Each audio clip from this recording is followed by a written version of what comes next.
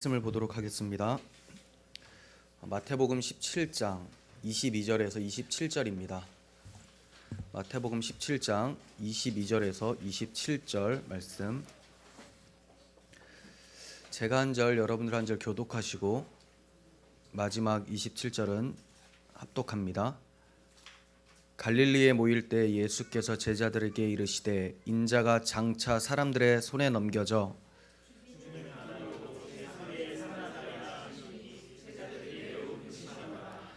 가버나움에 이르니 반세계를 받는 자들이 베드로에게 나와 이르되 너의 선생은 반세계를 내지 아니하느냐.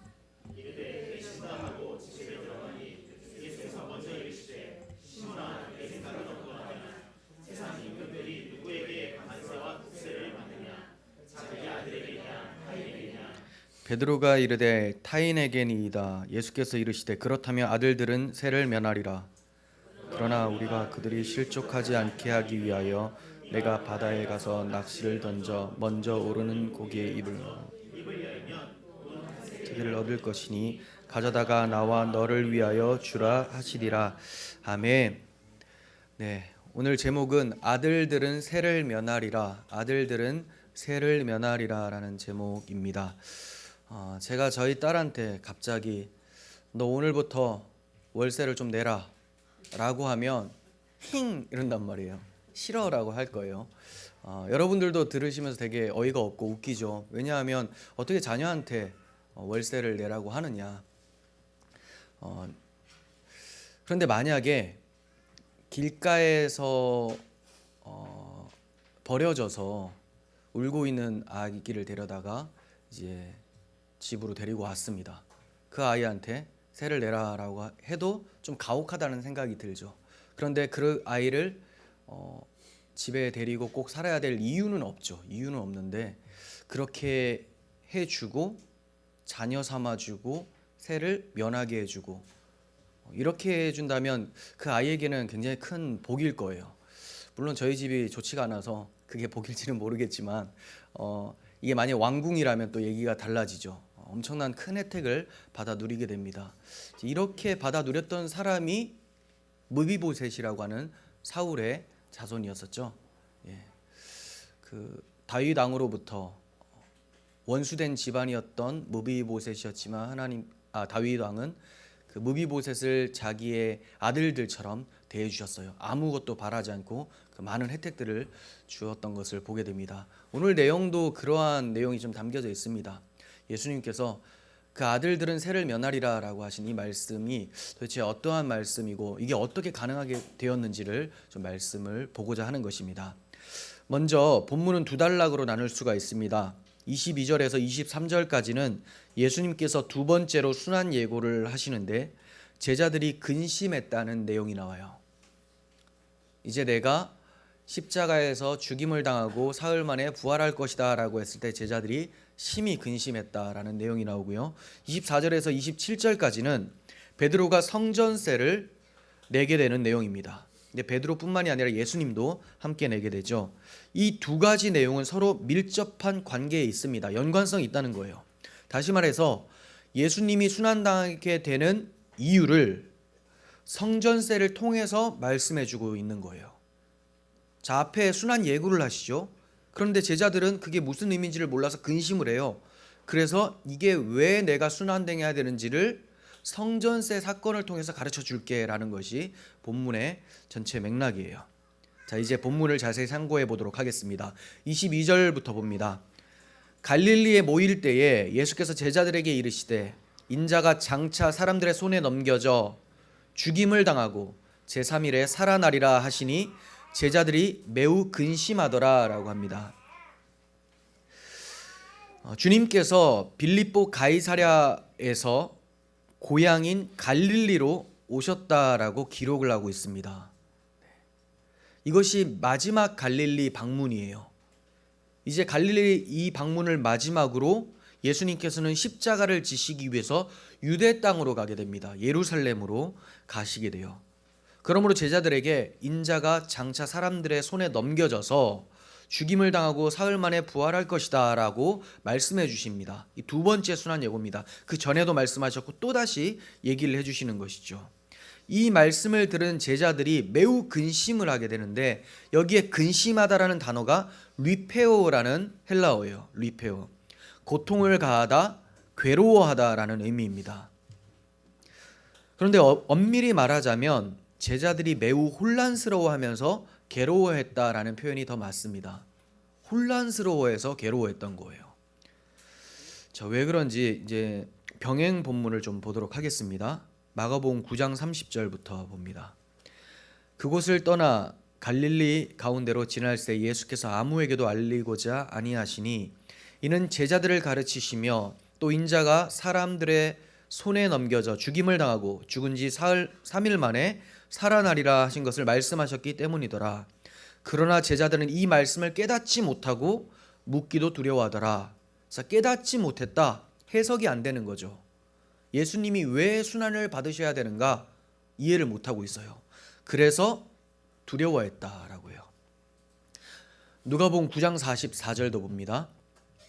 이 말을 너희 귀에 담아두라. 담아두라고 하지만 담아두지를 못합니다. 왜? 해석이 안 되니까. 자, 보세요. 인자가 장차 사람들의 손에 넘겨지리라 하시되 그들이 이 말씀을 알지 못하니 이는 그들로 깨닫지 못하게 숨긴 바 되었음이라. 조금 더 적극적이죠. 하나님께서 일부러 숨기셨다라는 그런 느낌이 듭니다. 또 그들은 이 말씀을 묻기도 두려워하더라. 자, 해석이 되지 않고 묻기를 두려워했다. 예수님이 순환 받으셔야 되는 이유를 전혀 알지 못했어요. 그러면 제자들이 예수님이 순환을 이해하지 못하고 혼란스러워할 수밖에 없는 배경이 무엇일까요? 제자들이 이방인입니까? 유대인들입니까? 유대인들이죠. 유대인들이 가지고 있었던 메시아관을 여러분들은 잘 아시죠? 메시아가 오면 자신들을 종살이로부터 건져줄 거라고 생각을 하고 있었어요. 그런데 순환받아서 죽는다. 메시아답지 못한 것이죠. 그리고 다른 한편으로는 이 메시아는 하나님의 아들이라는 것을 변화산에서 하나님의 음성을 통해서 듣게 되었죠. 자, 이분이 메시아가 맞아요. 하늘에서 이는 내 사랑하는 아들이요 내 기뻐하는 자다. 너희는 그의 말을 들으라 라고 했단 말이에요. 그러니까 메시아인 것이 확실하고 성경이 증거하는, 그래서 율법과 선지자의 대명사인 모세와 엘리야가 변화산에서 같이 있었잖아요. 아, 이분이 메시아가 맞구나. 그런데 이 메시아가 하나님의 아들이로구나까지도 됐단 말이에요. 그런데 죽으신대요. 누구에게? 사람들의 손에 잡혀서. 어떻게 하나님의 아들이 메시아가 사람들의 손에 넘겨져서 죽을 수가 있느냐? 이해가 안 되는 것이죠. 그러면 어떻게 해야지 이해가 될까요? 감당할 만한 지혜를 주셔야지만 이해할 수가 있습니다. 분명히 예수님께서는 알아들을 수 있을 정도로 친절하게 가르쳐 주셨는데도 불구하고 이들이 감당할 수 있는 지혜가 없었던 거예요. 다시 말해서 주님의 가르침은 특별한 지혜가 심겨진 자들에게 알아들을 수 있게 찾아옵니다. 하지만 이러한 지혜가 없는 자들에게는 도무지 이해할 수 없는 말씀인 것이죠. 자, 그러면 어떻게 이해하게 되는지를 요한복음 16장을 통해서 봅니다. 8절, 그가 와서라고 할 때 그는 보혜사 성령님을 가리킵니다. 보혜사 성령이 와서 죄에 대하여, 의에 대하여, 심판에 대하여 세상을 책망하시리라. 알지 못하고 자기 멋대로 해석하고 살아가고 있었던 이들에게 책망하신다는 거예요. 가르쳐 주시겠다. 죄에 대하여라 함은, 자, 죄가 뭐냐? 그들이 나를 믿지 아니하며 예수님을 믿지 않는 것이 바로 죄 짓는 것이다. 이렇게 얘기를 해요.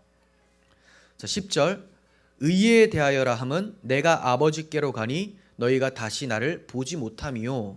제자들은 이 말도 도무지 이해가 안 돼요. 자, 이게 무슨 말이냐? 아버지께로 간다.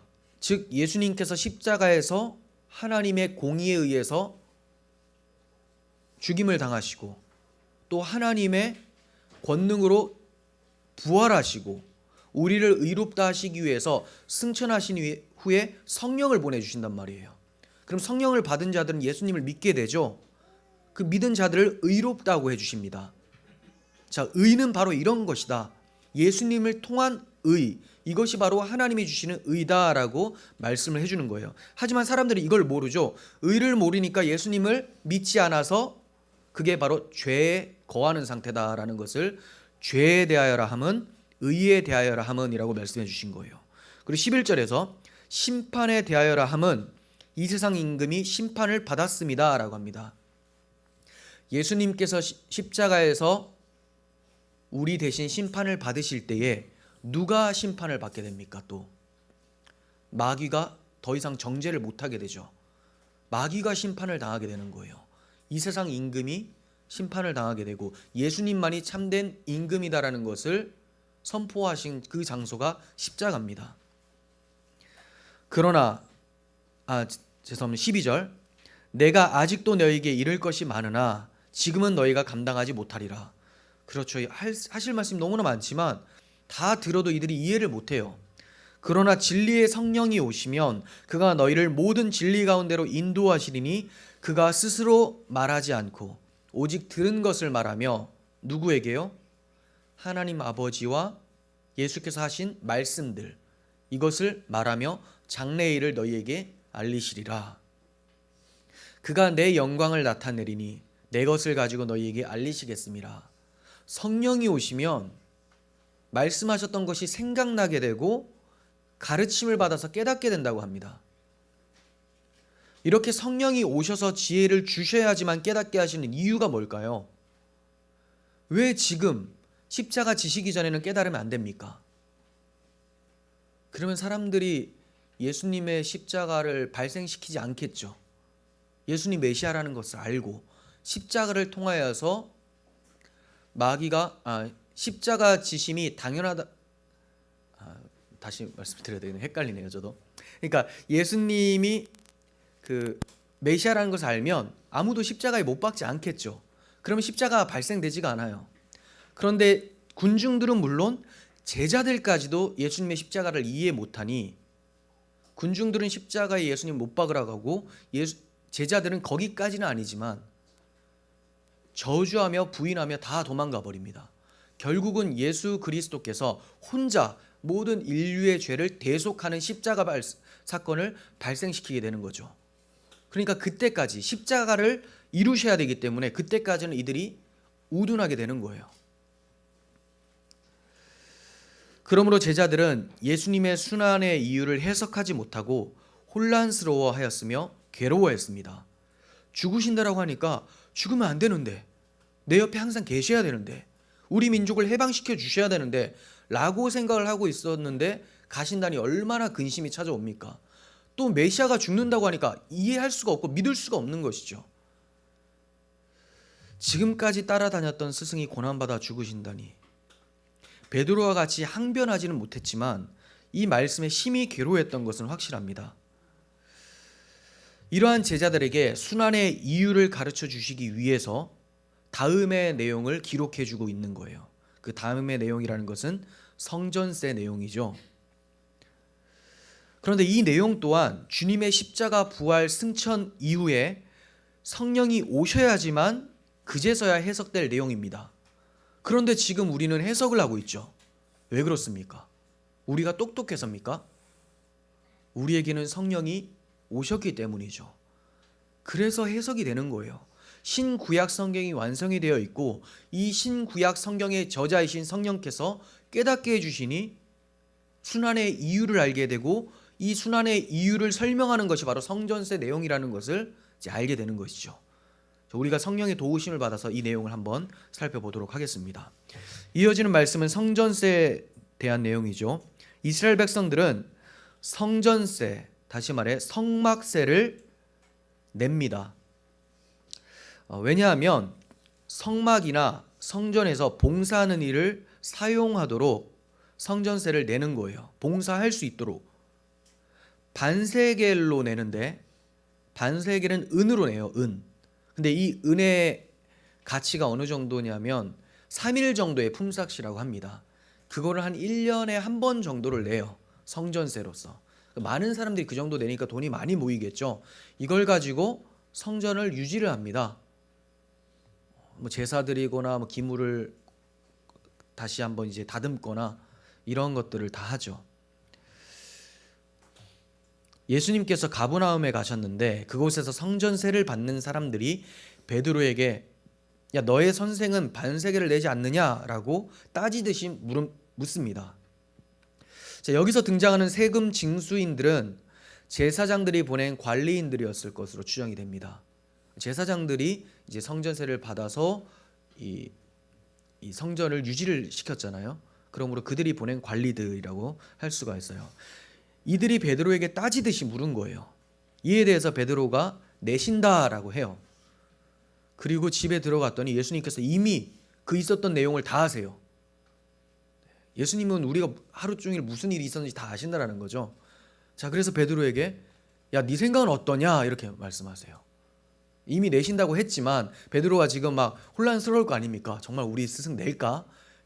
호기롭게 그냥 우리 스승도 내 하고 들어왔는데 정말 너 내가 내야 된다고 생각하느냐?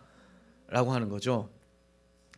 베드로가 이제 어떻게 얘기해야 될지 고민하고 있을 때 주님께서 세상 임금들이 누구에게 관세와 국세를 받느냐? 아들에게냐 타인에게냐라고 묻습니다. 그러자 베드로가 타인에게죠 라고 합니다. 주님께서 그렇다면 아들들은 세를 면하리라 이렇게 말씀하세요.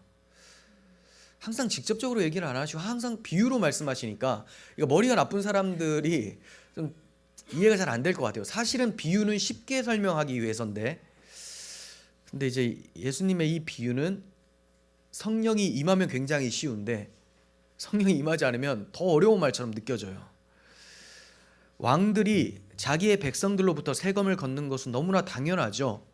하지만 자기 자녀들한테 세금을 걷지는 않아요.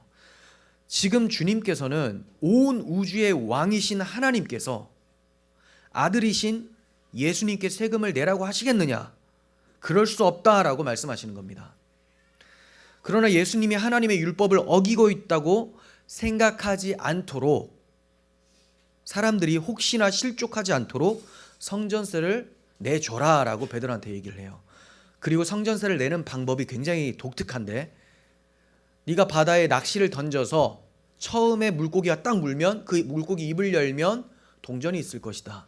한 세겔이 있을 것인데 반세겔 반세겔 이렇게 내 거와 네 거를 내라 이렇게 얘기를 하세요. 그러니까 옛날에는 모르겠고 이 유대 지역에 그런 물고기가 있었대요. 항상 입에 진주 같은 걸 물고 다니는데 그것이 빠지게 되면 허전해서 뭔가라도 무는 그런 물고기가 있었다고 합니다. 전세에 의하면.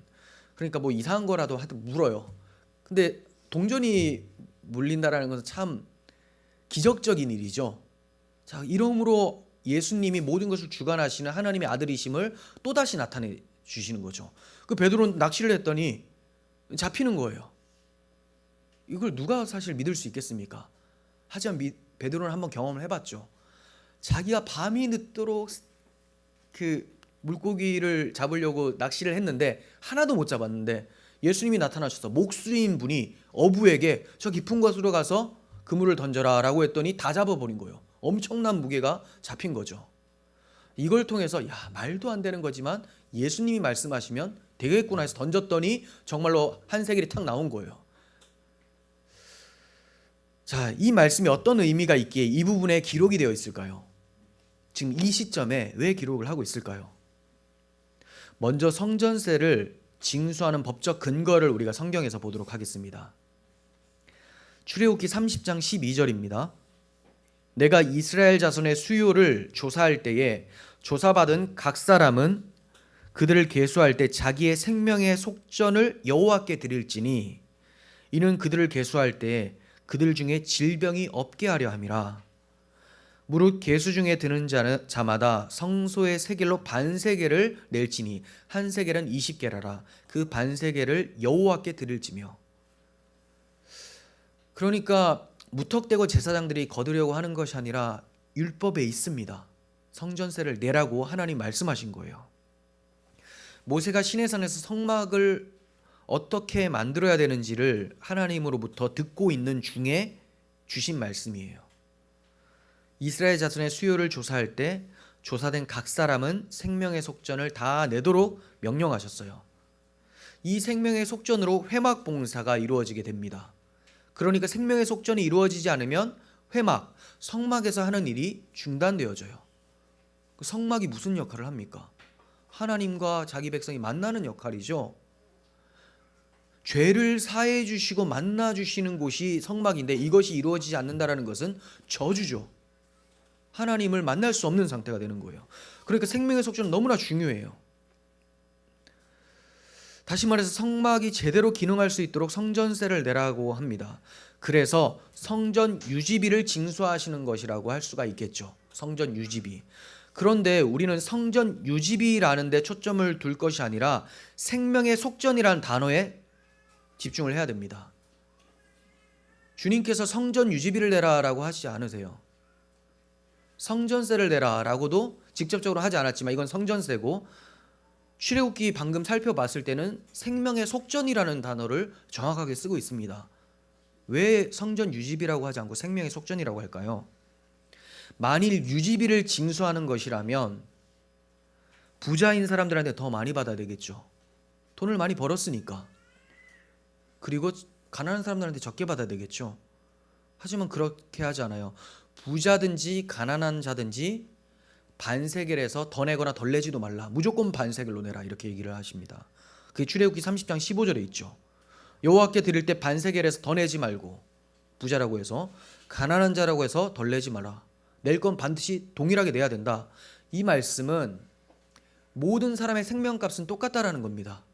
부자도 하나의 생명, 가난한 사람도 하나의 생명. 왜요? 하나님의 형상대로 지음을 받았기 때문에 똑같은 가치가 있어요. 그러니까 이것은 우리의 가치를 매길 때도 우리에게 뭐가 있고 없고에 따라서 가치가 달라지지 않는다라는 것을 여러분들이 잘 아셔야 돼요. 부자니까 내가 막 기세등등해요. 무식한 노릇이죠. 가난하다고 위축되어 있어요. 이것도 무식한 노릇이에요. 다 하나님의 형상대로 지음을 받은 귀중한 생명이라는 것을 얘기를 합니다. 그래서 생명의 속전이라는 것이 이것이죠. 다 똑같이 내라는 데 있습니다. 그러면 성전세가 왜 생명의 속전이 됩니까? 성전세가 왜 생명의 속전이 됩니까? 성막에서 하는 일이 희생제사를 드리는 것이기 때문에 그래요. 정결한 짐승의 피를 뿌림을 통해서 부정한 자가, 죄인이 정함을 받게 되는 제사를 드리죠. 그러므로 성인 남자 모든 사람들이 동일한 성전세를 내므로써 한 사람도 예외 없이 희생 제물이 필요하다, 생명의 속함을 받아야 된다라는 것을 가르쳐 주시기 위해서 생명의 속전을 내라라고 하는 거예요. 이해가 되십니까? 그 속전을 내므로써 이 희생 제물이 나를 위해 죽는 거다라는 것을 계속 잊지 말라는 거죠. 그래서 생명의 속전이라고 한 겁니다. 그리고 중요한 것은 생명의 속전을 드려야지만 질병이 없게 된다라고 말씀하고 있어요. 즉 하나님의 저주에서 벗어날 수 있다 이렇게 얘기합니다. 생명의 속전, 은 반세겔을 내면 하나님의 저주인 질병에서 벗어날 수 있다. 네.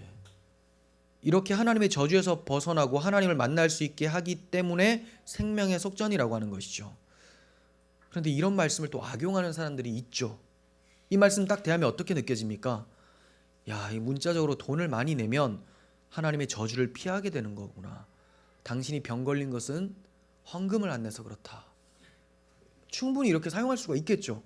그냥 딱 보면 이렇게 보이잖아요. 오늘날까지 이러한 말도 안 되는, 말이 안 되는 것 같지는 않지만 이렇게 악용하는 말이 효과를 보고 있어요. 왜 그럴까요? 구속사적인 관점을 모르니까. 성전세가 무슨 의미고 생명의 속전이 무엇을 가리키고 있었고 질병, 저주가 도대체 무슨 의미로 쓰였는지를 모르니까 이게 먹히는 거예요. 시편 기자는 이 생명의 속전이 사실은 은과 금 같은 것을 말하는 게 아니라는 것을 알고 있었습니다. 구약 시대도 알고 있었어요. 신약이라는 해답서가 없을 때도 알고 있었다라는 거죠. 자, 그거 어떻게 해석하는지 봅니다. 시편 49편 6절.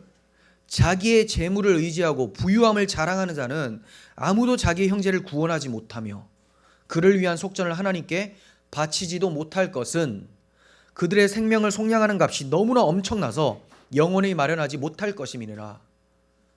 즉 부자는 반세겔 정도 아무것도 아니잖아요. 부자가 낼 수 있는데 이거 생명의 속죄는 안 된다. 사실상 생명을 속하려면 돈으로 될 수 있는 정도의 가치가 아니다. 어마어마해서 네 재산을 다 팔아도 불가능하다. 이렇게 얘기를 하고 있는 거죠. 그러면 구약 성경에서 반세겔 내라라는 것은 뭔가를 예표하기 위해서 한시적으로 그때 주신 내용이죠. 지금도 뭐 반세겔, 이 은과 금 이런 것으로 생명을 속하고 저주를 피하게 된다? 아주 무식한 소리가 되는 것이죠. 시편 기자는 그게 아니라고 얘기를 했잖아요. 그리고 사도 바울도 이것을 바르게 해석함으로써 생명의 속전이 무엇을 예표하는지 가르쳐 줍니다. 디모데전서 2장 6절. 그가 모든 사람을 위하여 자기를 대속물로 주셨으니, 자, 이게 개역 한글에서는 속전이라고 되어 있어요. 똑같은 단어예요. 그가 자기를 속전으로 주셨다. 대속물로 주셨으니 기약이 이르러 주신 증거니라. 기약이 이르기 전에는 반세겔로 예표로서 이걸로 일단 대신하고 있어라. 하지만 이게 답은 아니다.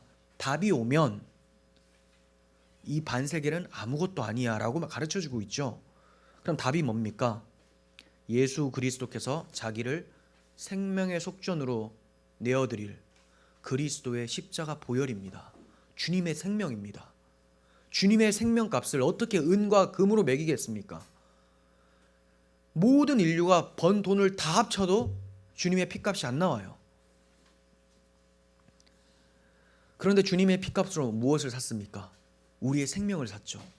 그러니 하나님이 우리의 생명을 얼마나 가치 있게 보고 계시는 겁니까?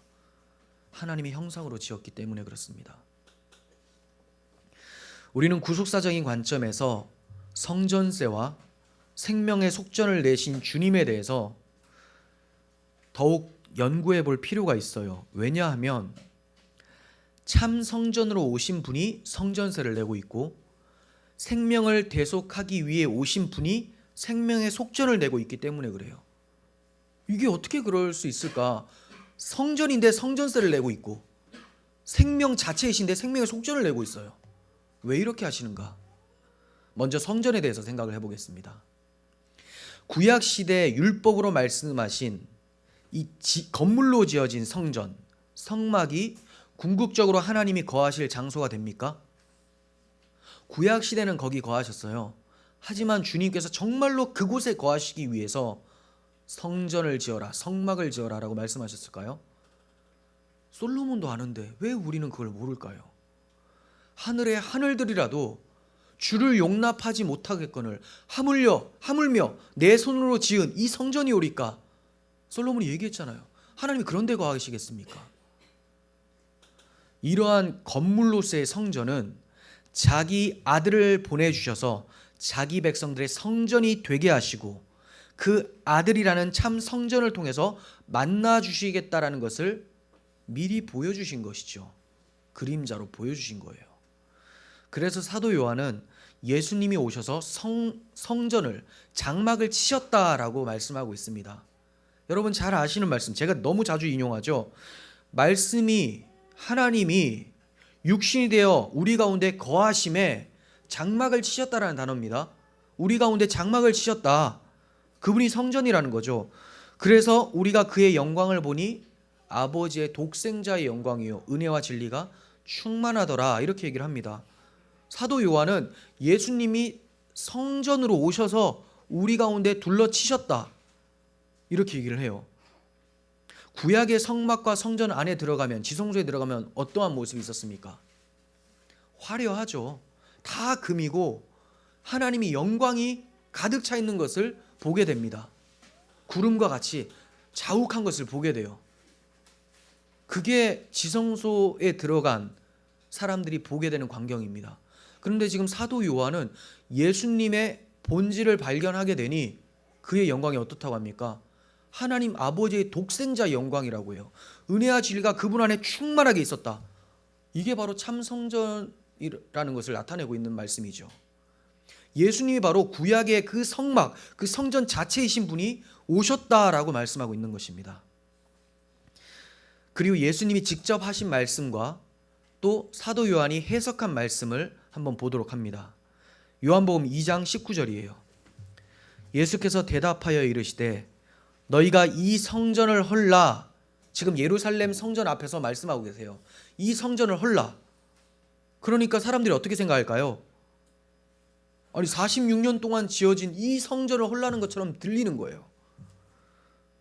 자, 그런데 이렇게 말씀하십니다. 너희가 이 성전을 헐라. 내가 사흘 동안에 일으키리라. 사흘 만에 일으킨다? 이제 우리는 뭔가 감이 잡힙니다. 3일 만에 일으키는 성전. 부활? 생각이 되죠. 하지만 이들은 몰라요. 아직 성령이라는 참 지혜와 계시의 영이 오지 않았으니까. 유대인들이 이릅니다. 이 성전은 46년 동안 지어졌거늘 네가 3일 동안 일으키겠느냐? 그러나 예수는 성전된 자기 육체를 가리켜 말씀하신 것이라. 죽은 자 가운데서 살아나신 후에야, 그 후에야 성령이 임하죠. 제자들이 이 말씀하신 것을 기억하고 성경과 예수께서 하신 말씀을 믿었더라. 자, 부활하신 후에야 성령이 임하니까 해석이 돼요. 성경과 예수님이 하신 말씀을 믿었더라. 무슨 말입니까? 성경의 성전이 무엇인지를 계속 구약시대에 얘기를 하잖아요. 그 성전이 바로 예수님이었고 예수님이 자기 육체를 허실 것이라는 것을, 그리고 부활하셔서 일으키시겠다라는 것을 이제서야 해석이 되었더라. 그걸 믿게 되었다라는 겁니다. 예수님이 참 성전이구나. 이제 성전 필요 없구나. 사도들이 그걸 알게 된 거예요. 그러므로 예수님이 이 땅에 오시고 나서는 성전세를 내어서 건물을 유지하는 데 초점을 둘 것이 아니라 예수님이 참 성전이시라는 것을 아는 데 초점을 둬야 되겠죠. 실체가 왔는데 계속 그림자만 보면서 야, 저 사람 참 잘생겼을 것 같아. 이 그림자만 보면서 키가 크네. 그림자는 크기가 막 달라집니다. 막 햇빛이 빛이 어떻게 비치느냐에 따라 그림자의 크기는 막 달라져요. 그러니까 막 이상하게 해석을 하게 되는 거죠. 실체가 왔으면 실체를 봐야 되잖아요. 참 성전이신 그리스도께 초점을 둬야 되는 것이 신약 시대라는 거예요. 예수님 자신이 성전이기에 성전세를 낼 필요가 없었고 예수님이 하나님의 아들이시기에 성전세를 낼 필요가 없으셨습니다. 그러나 사람들이 실족할까봐, 저 사람 율법 지키지 않는다라고 할까봐 십자가에서 다 완료될 때까지, 율법이 마치기까지는 예수님이 성전세를 내주시는 것이죠. 이런 것들을 통해서 자유함이 있을지라도 연약한 자들을 위해서 배려를 하는 예수님의 모습을 통해서 우리도 그렇게 해야 됨을 보게 되죠. 자, 그리고 예수님께서 성전세를 내심으로써 우리가 알게 되는 것은 뭐냐? 생명을 대속하는 일은 앞으로 십자가에서 흘리실 예수님의 피로 이루어진다는 것을 예수님이 미리 보여주고 계시는구나 알게 되는 거죠. 왜냐하면 성전세가 곧 생명의 속전이죠. 이걸 내므로써, 자, 나는 이걸 돈을 내려고 하는 게 아니라 내 피를 너희들에게 줄 거다라는 것을 미리 보여주시는 것이죠. 이 성전이신 예수님이 자기 피를 흘리심으로 죄인의 생명을 대속하신 거예요. 그러므로 생명의 속전은 그리스도의 보혈입니다. 그러므로 베드로는 성전세와 같은 그런 것들로는 속함을 받는 것이 아니다라고 자신 있게 편지를 씁니다. 베드로전서 1장 18절. 너희가 알거니와, 성도들은 다 안 돼요. 다 알아야 되겠죠. 너희 조상이 물려준 헛된 행실에서 대속함을 받은 것은, 우리의 죄에서 생명의 속함을 받은 것은 은이나 금같이 없어질 것으로 된 것이 아니요 오직 흠없고 점없는 어린 양 같은 그리스도의 보배로운 피로 된 것이니라. 아멘이십니까? 우리는 이것을 알기 때문에 베드로 사도의 말에 아멘할 수 있어요. 너희가 알거니와, 생명의 속전이 뭐냐? 보배로운 그리스도의 피로 된 것이다. 은이나 금 같은 것으로는 결코 영원한 생명을 구속해낼 수가 없습니다. 그리스도의 보배로운 영원한 가치인 그 피만이 우리를 대속할 수 있습니다. 그러므로 이제 성전세를 내지 않아도 될 사람들은 예수님뿐이 아니죠. 주님께서 대신 속전을 지불하심으로 말미암아 자녀된 자들도 드릴 필요가 없어요. 예수님이 하나님의 아들이신데 자기 피를 흘리심으로 하나님 자녀되게 하신 모든 교회들, 성도들은 더 이상 성전세를 낼 필요가 없습니다. 왜냐하면 아들이니까요. 그들도 입양되었잖아요. 그래서 예수님이 뭐라고 말씀하십니까? 아들은 세를 면하리라 라고 하신 것이 아니라 아들들은 세를 면하리라 라고 복수로 말씀해 주신 것이죠. 먼저는 자기예요. 아들인 나는 세를 안 내도 된다. 동시에 나로 인해서 내가 생명의 속전을 지불함으로 너도 안 내도 된다라고 가르쳐주고 계시는 것입니다. 그리고 이렇게 하나님의 아들인 교회는 이제 성전이 필요가 없습니다. 왜냐하면 예수님이 성전이신데 예수님을 모시고 사는 사람들은 자신들이 성전이 되었거든요. 자신들이 성전이에요. 자기가 성전인데 성전세를 낼 필요가 있을까요? 없죠. 아들이기 때문에 안 내고 아들이 되었기 때문에 안 내고 성전이 되었기 때문에 더 이상 성전이 필요 없으니 성전세를 낼 것도 없죠. 성전세는 그리스도의 보배로운 피로 지불이 됐으니까. 우리가 성전이니까. 그래서 바울은 너희가 하나님의 성전인 것과 하나님의 성령이 너희 가운데 계시는 것을 알지 못하느냐라고 합니다. 뭐가 성전인지를 몰라요. 알지 못하느냐 혼내고 있죠. 교회 공동체가 성전입니다. 우리 모두 모인 곳이 성전이에요. 지금 이 건물을 말하는 게 아니라 이 공동체가 모여서 한 마음으로 하나 된 이 상태가 성전이라는 겁니다. 건물 얘기는 한 게 아니에요. 밖에 나가잖아요. 이렇게 모여 있어요. 이게 성전입니다. 놀이공원 갔어요. 거기서 모여서 기도합니다. 성전이에요. 우리들이 성전인 거예요. 우리들이. 그래서 바울은 더욱더 구체적으로 얘기하기 위해서 너희 몸은 하면서 각 사람에게 얘기합니다. 너희 몸은 너희가 하나님께로부터 받은 바 너희 가운데 계신 성령의 전인 줄을 알지 못하느냐. 우리 공동체가 성전이고요. 여러분 각 사람이 성전이에요. 우리 공동체가 한 분, 우리의 머리이신 그리스도를 섬기고 있고요. 우리 각 사람이 우리의 주인이신 주님을 모시고 살고 있잖아요. 그러므로 성전이죠. 성지순례 멀리 갈 필요 없습니다. 서로 사랑하고 안아주고 하면 성지순례가 되는 거죠. 그게 성지순례예요. 물론 이제 그 기독교 역사 탐방 이거는 가능하죠. 문화지 탐방. 뭐 성지는 여기입니다, 여러분. 여러분들 자신이에요. 여러분들을 성찰해 보십시오. 성령께서 조명하실 때 내가 이렇게 고귀하고 영광스러운 주의 성전이 되었구나. 그걸 묵상하는 것이 성지순례입니다. 하나님께서는 성전이신 그리스도 안에서 우리를 만나 주시는데 우리 안에 그리스도를 모시고 있으니 우리가 성전이 된 것이죠. 그러므로 교회는 하나님의 영광을 담는 곳이 되었습니다. 예수님이 하나님의 영광을 담고 있었는데 그 예수님을 우리 마음에 모시니 우리들 공동체에 모시니 사람들은 우리를 통하여서 하나님의 영광을 보게 돼요. 그래서 하나님 나라의 광고판이에요. 우리들이. 그러면 어떻게 해서 이제 우리는 하나님의 영광을 드러내야 될까요?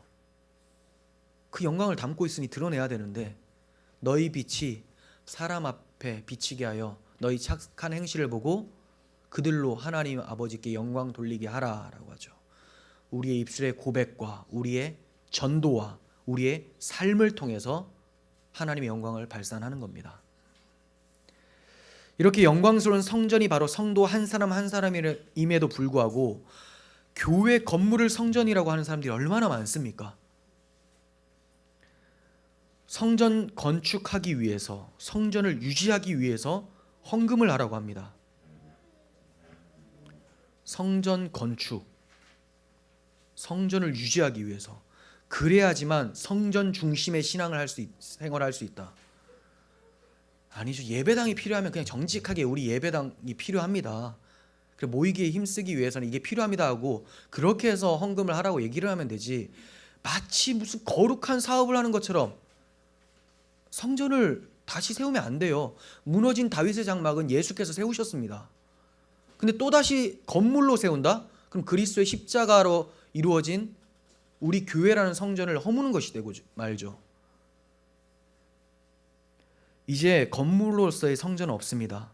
건물이 성전이 아니에요. 그러므로 더 이상 성전세는 필요가 없습니다. 우리에게 필요했던 성전세, 생명의 속전은 이미 그리스도의 보배로운 피로 지불되었기 때문입니다. 여러분들은 그 귀한 생명의 속전, 예수님의 피로 값을 주고 산 사람들입니다. 그러므로 세상에서 담대하시고 당당하시길 바랍니다. 사람들은 이 성전의 영광을 못 봐요. 성전은 화려했지만 성막을 한번 생각해 보십시오. 광야에서 성막이 어땠습니까? 성막 밖에서 사람들이 볼 때는 그냥 모래바람으로 아주 낡아 빠진 가죽 덮개밖에 안 보여요. 그게 기독교인이 세상에서 비춰지는 모습이에요. 하지만 기독교인이 된 사람들은 자기 안에 누가 있는지를 알아요. 아버지의 독생자의 영광이요 은혜와 진리가 충만하다라는 것을 보게 됩니다.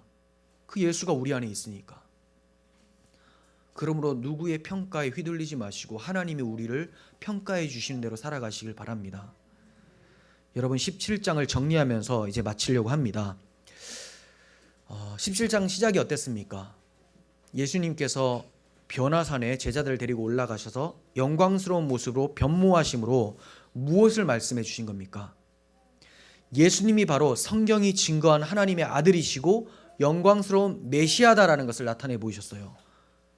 이를 통하여서 이 땅에서 살아가는 제자들에게 소망을 가지고 넉넉히 이기며 살 수 있도록 가르쳐 주신 것이죠.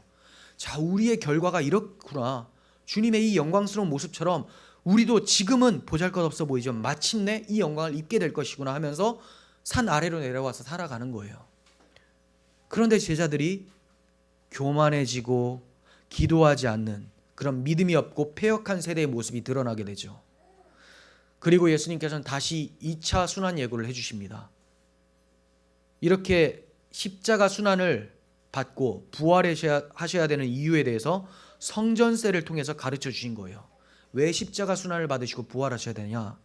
생명의 속전인 자기 피를 흘리심으로 하나님의 백성들을 성전 삼아 주시겠다라는 것을 가르쳐 주신 겁니다. 주님께서는 아들들은 세를 면하리라 라고 말씀하셨어요. 그 아들들이 바로 참 아들이신 그리스도의 피로 우리들이 되었음을 기억하시고 하나님 자녀답게 하나님의 성전답게 세워져가는 우리들이 되었으면 좋겠습니다. 기도하겠습니다. 하나님 아버지, 혹시 저희 마음이 모세의 수건으로 덮여져 있어서 하나님의 영광의 광채이신 그리스도를 발견하지 못하고 있습니까? 아직까지도 건물이 좋아야지만 영광스럽다라고 생각하는 무지에 속한 것은 아닌지 돌아봅니다. 하나님, 예수님이 바로 참 성전이시고 그 예수님이 자기 피로 만들어내신 우리들이 바로 성전임을 배웠습니다.